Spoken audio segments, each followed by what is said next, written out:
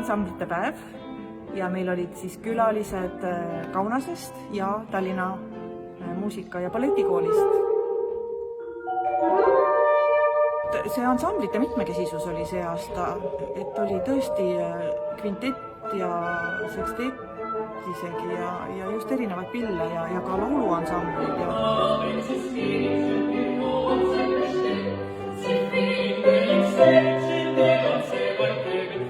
ma olen väga õnnelik, see läks väga hästi minu arust ja ladusalt, sest et selliste suurte koosseisude puhul on ju alati see, et kui keegi jääb ära, siis jääb ju terve koosseis ära.